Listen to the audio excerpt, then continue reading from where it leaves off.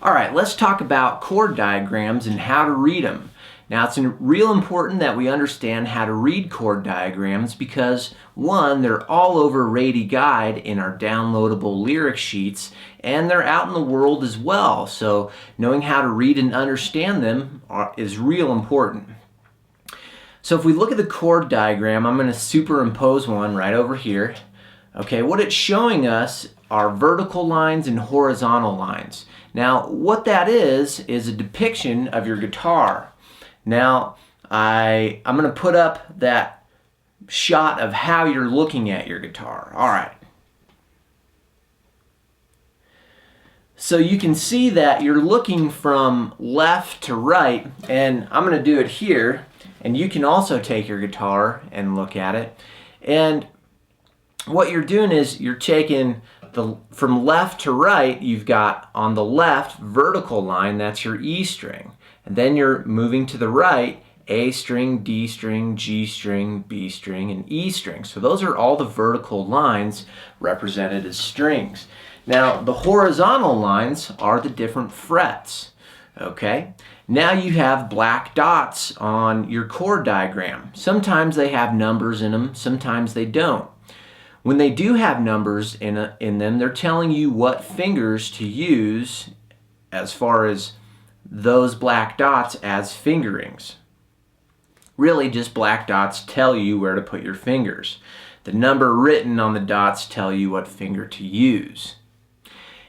So, for this A chord, we have 1, 2, and 3. So that's the left-hand fingering that I'm going to use. And it's telling me to put a 1 on the D string, a 2 on the G string, and then a 3 on the B string. So it looks like that. Okay.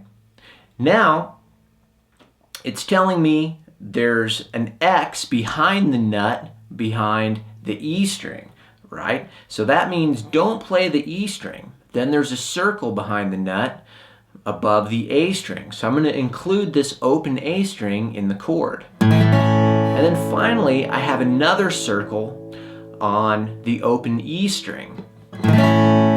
Okay?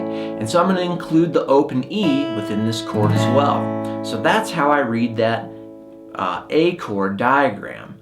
Now, in the other camera, I'm going to grab a D chord, and then I'm going to superimpose a D chord diagram as well so you can see how they line up.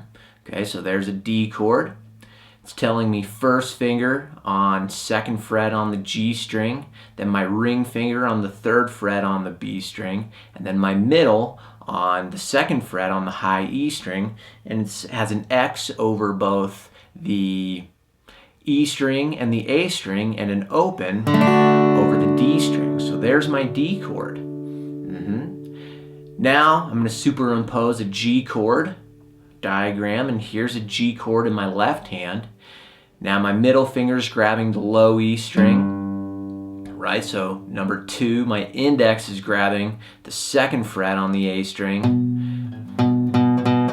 Then I have D, G, and B string all open. That's what those circles are for. And then third finger on the third fret high E. Okay, so there's my G chord. Right? See how it lines up with that chord diagram? Okay. All right, so that's how chord diagrams work.